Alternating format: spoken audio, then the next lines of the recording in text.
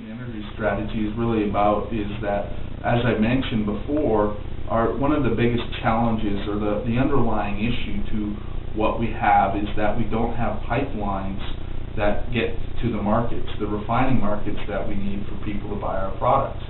And so the challenge is that Alberta is where we produce the oil, and we need to get it to other places where the refining capacity is and where the markets are. But in order to do that, we need to build pipelines, and those pipelines go across other provinces. So if we need to get it to the Pacific Ocean to get our product, our oils, our oil sands product into tankers to ship over to China, it's got to go through British Columbia. In order to get it out to New Brunswick, it's going to have to go through Saskatchewan, Manitoba, Ontario, and Quebec. So what the Canadian energy strategy is about talking about the benefits as a country of having a strategy to get these pieces of pipeline built. And it's their infrastructure that's the key infrastructure to creating the economic environment that we need to be able to sell our products to different markets, whether it be Asia or whether it be over to Eastern Canada, so that even that product can be refined in Eastern Canada and sold to people in Eastern Canada and the United States.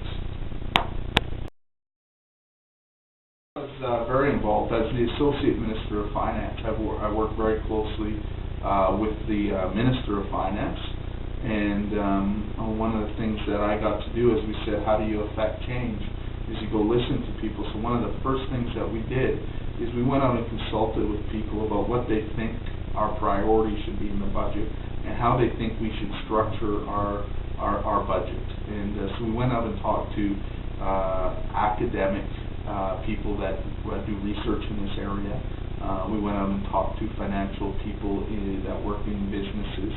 We went out and talked to average Albertans, and what they were able to tell us, we were able then to take that and craft a budget. And so, as Associate Minister of Finance, I'm also Vice Chair of Treasury Board, and so that means that Treasury Board is a group of MLAs that sit around and make the decisions as to what government spends money on and what it doesn't.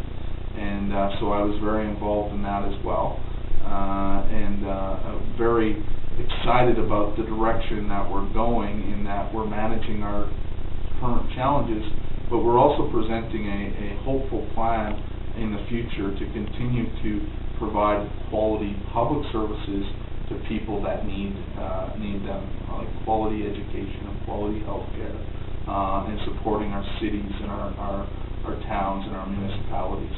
And that's what this is about. It's about achieving a high quality of life, a high standard of living that we expect as Albertans and as Canadians. And so when it came to being involved in making those decisions, I was intimately involved in that decision making. I've been sat on the Treasury Board. This is my second budget being on Treasury Board.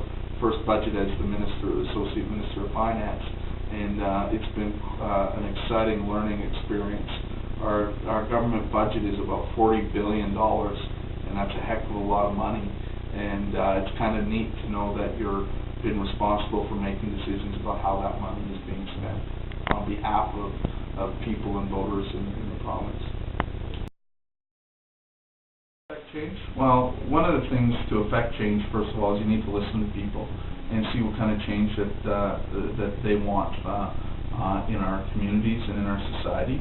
And you listen to people and you get their thoughts and opinions, and then you come up with a plan to implement that change with in the government sphere. You work with your colleagues in the legislature, and usually that results in a lot of debates of policy and legislation and laws, which can be very boring sometimes. But at the end of the day, when those are passed, what you want to be able to accomplish is putting something in place that impacts a wide amount of people and creates a positive environment and quality of life for everybody in our community.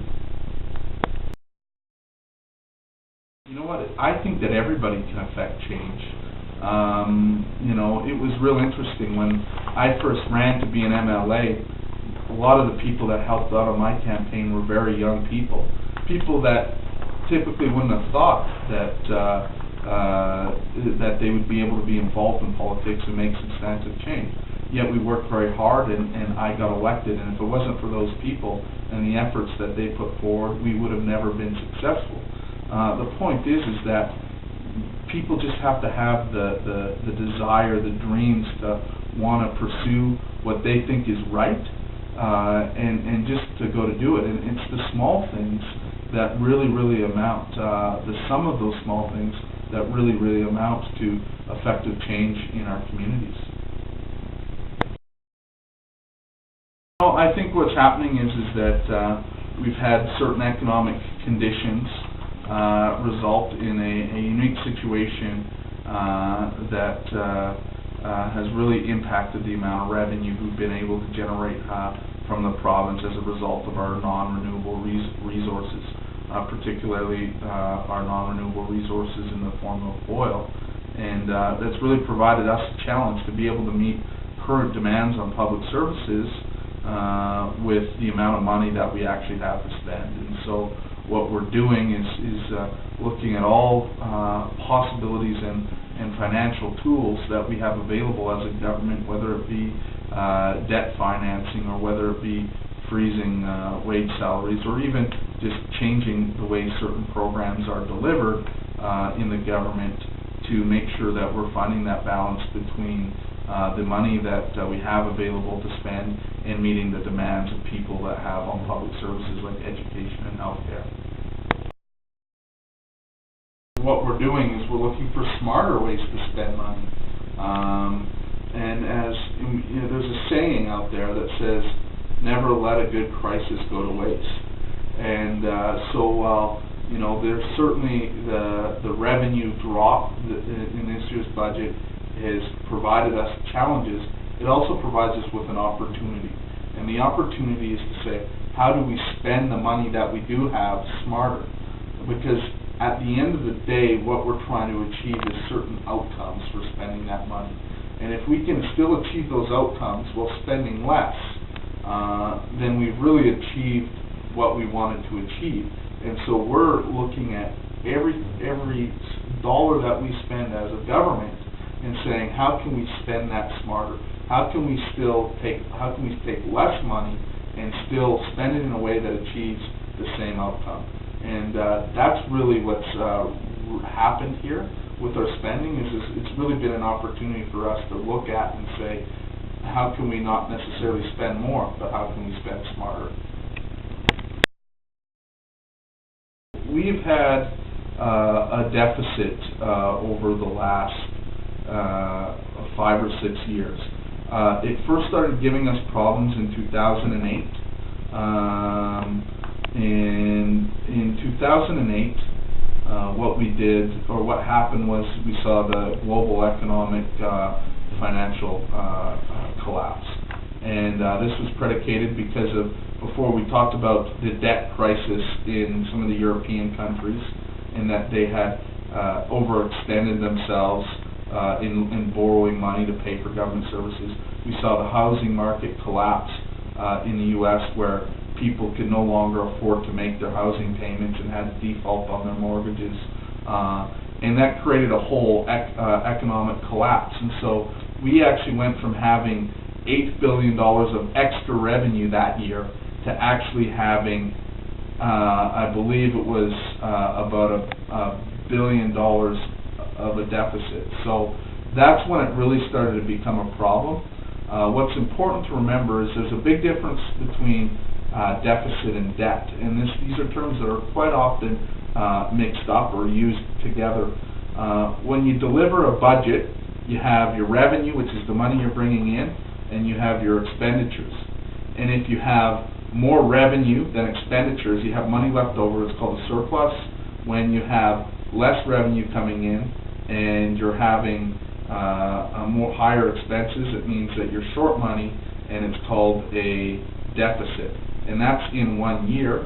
What happens is that can become, that deficit, you have to pay for it for somehow. Typically governments will then go and borrow money and that's called debt. And because it exists for the long term, it stays there until you're able to pay it back. We were lucky in Alberta because before 2008 we had a bunch of surpluses, so we had leftover money. That went into the sustainability fund, our savings account. So after 2008, for the last 6 years, we've had deficit, but we've been able to take money out of our sustainability fund and pay for it, and therefore we haven't had to go borrow money to pay for our deficits. So we haven't had debt in this province. We've had deficits for the last 6 years, but no debt. I think the first sort of indication was when one of the things that we do, and I haven't really talked about this at this point, is in those years where we get a lot of money coming in from non-renewable resource revenue or royalty revenue, we put that away into what is essentially a savings account, and we say we're going to save that for when we don't have as much money. And so we've been doing that for the last 6 years, and when that started to run out, we really had to start looking at, as a government, are we striking the right balance between the money that we're bringing in and the money that we're spending?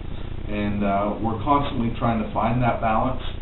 Sometimes it's hard, and sometimes you do need to debt finance certain projects. Sometimes you will have surpluses that you can put away into your savings account to save for later when you don't have one. So that was the indication. Our sustainability fund, which we called it at the time, was about $18 billion. By the end of when this year's budget is over, it's going to be below $1 billion. So as you can see, we just don't have the amount of money available to us that we used to have.